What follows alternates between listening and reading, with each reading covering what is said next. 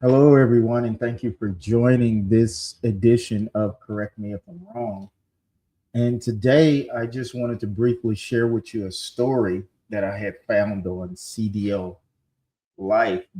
I thought was very interesting. And it was interesting and a little crazy. So, first of all, for all of us drivers, and I'm talking about truck drivers and what we call four wheelers, which are the everyday common vehicles that you'll see on the road, the passenger cars, the light duty trucks, things of that nature, motorcycles. Four wheelers, though, we typically call passenger cars. So this is a story about when road rage backfires. So think about it. Have you ever been so angry while driving that you wanted to teach somebody a lesson? You know, well, this story right here talks about how this particular situation ended up in the worst way possible for this particular driver. So, and this happened in Santa Clara, California, on Highway 101. And I'm telling you, if this situation would have happened in my hometown of Bainbridge, Georgia, this would have ended up a whole lot different when it went to court. So, a 53-year-old California man named Ken Parm Tran, and that's going to be a totally separate discussion. When you put in a name like Ken Partran, in the day and age that we're living in the deportation age, that's going to be a whole nother conversation in itself as well. But anyway, this particular individual let his anger get the best of him, and it ended up costing him far more than he could have ever imagined. I know when he woke up that morning, he did not see himself going to jail in the near future. Okay. So again, this all started, it was on Highway 101 in Santa Clara, California. So according to prosecutors, this is a case that actually went to trial, right? Tran believed a semi truck. He was under the impression, now he's driving down the road and he's under the impression that a big semi truck had cut him off. Okay. So instead of letting it go, he made actually a decision that could have killed him and someone else. So what he did, he sped up and he got in front of this 80,000 pound commercial truck and he slammed on his brakes. And this is what we call brake checking. So, and he did it. This is the crazy part. He did it not once, not twice. This scammer booger did it 3 times. Okay. So this is what you guys don't understand when it comes to driving and when it comes to navigating around semi trucks. A fully loaded semi truck can't stop like a Honda or a Ford or any SUV. And sometimes, if it's fully loaded, if it's just say the maximum weight, it's at its maximum weight, just say it's at 40,000 pounds, okay? Or 80,000 pounds total gross. It can take the length, guys. I don't think you understand this. It could take the length of 1 or 2 football fields for that truck to come to a complete stop, right? Depending on its speed. So, and truck drivers, they're not trying to kill you for the most part. Some of them are the crazy ones, the ones that should not be driving. But for the most part, as a whole, truck drivers aren't trying to run you over. They're trying to actually control physics, and they're fighting with it. So that's not the truck driver's intention. And the crazy part about this, the truck driver actually tried to avoid the collision by changing lanes twice. So, he did it 3 times. So the first 2 times he was able to change lanes to avoid the particular car. But again, this driver, he wasn't done. So he followed the truck into the next lane and hit the brakes for the third time. And that third time was the charm. The truck driver couldn't stop, and he rear-ended this guy, and he was driving a Jeep. And this is where legalities come to play, and this is where the guy actually got into major trouble. So instead of admitting what he had done, he decided to pick up the phone and call 911 himself.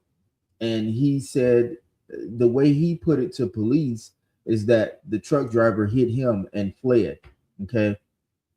I think he said he was stopped in the road and the truck hit him and he fled. Well, anyway, he filed. This is where he got into uh, the real sticky part of getting in legal trouble. He filed an insurance claim, y'all. He filed an insurance claim. And when he filed the insurance claim, he left out the fact that he intentionally brake checked this semi truck. That was the crazy part. Um, but the entire thing had been recorded. The truck driver had a dash cam, and then there was an onlooker too that had already called 911 because they saw the erratic driving behavior that this particular person was exuding and demonstrating. So when this went to trial, a jury found him guilty of felony insurance fraud, felony vandalism, and reckless driving. So the judge in this particular case, this is what kind of threw me a little bit, sentenced him to 60 days in the county jail. If that would have happened in Decatur County, Georgia, rest assured, he would have gotten, or he would have received, let me be use correct grammar here, he would have received more than 60 days in jail. And any of my peers can vouch for this. You do not come with that foolishness to Decatur County, okay? So anyway, he got off light, in my opinion. He was sentenced to 60 days in jail. He was ordered to pay restitution to the insurance company, which was Progressive, and he also had to pay restitution to the trucking company whose equipment he damaged as well. So let this be a wake-up call for everybody out there. There are people, it amazes me, there are people that still live in the Stone Age or the Golden Era when somebody hit you from behind, it was automatically deemed their fault. No, sir, it don't work like that anymore.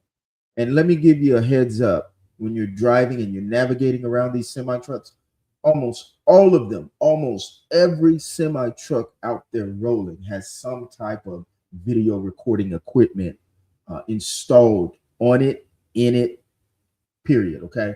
A lot of today's trucks have forward facing cameras, they have inward facing cameras.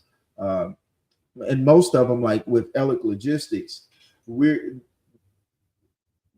able to monitor everything that goes on with the truck. We're able to, when they have a hard brake, we're able to detect it. We're able to detect when they're speeding. We're able to detect when they're smoking in the truck. We're able to detect when that is not the individual in the truck. When there's multiple people in the truck. It is so, the systems, the camera systems and the sensors are so sophisticated now that are installed in the trucks that just quit this foolishness. If you do not win in these type of situations with a semi truck. Okay. I've spent years in the trucking industry, and I've seen truckers blamed in the past just because they were the bigger vehicle. You know, automatically there was a presumption that it was the truck driver's fault. And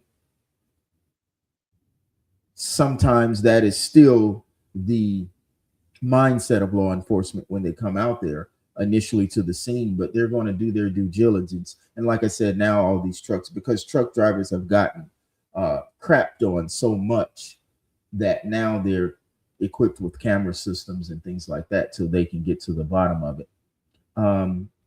So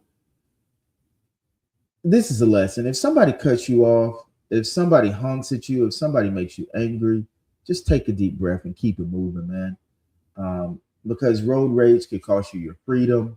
It could cost you your reputation. It could cost you your life, or cost someone, even worse than it costing your life, it costs someone else's life. Because if you take someone else's life, guess what? You've taken someone's life, and then you've lost your freedom at the same time. So just, it's not worth that. Let it go. And this person got their, they got what they deserve. Like I said, if this would have happened in the South, oh, it would have been a whole lot different. But I thought this story was interesting. I thought it applied to all of us as a whole. If you've been driving long enough, you've experienced, either received some form of road rage, or you issued out road rage. So just take a deep breath. It's not worth One situation like that could just ruin your entire life, your driving career, if you're a professional driver. So just keep those things in mind when you face those road rage incidents, guys.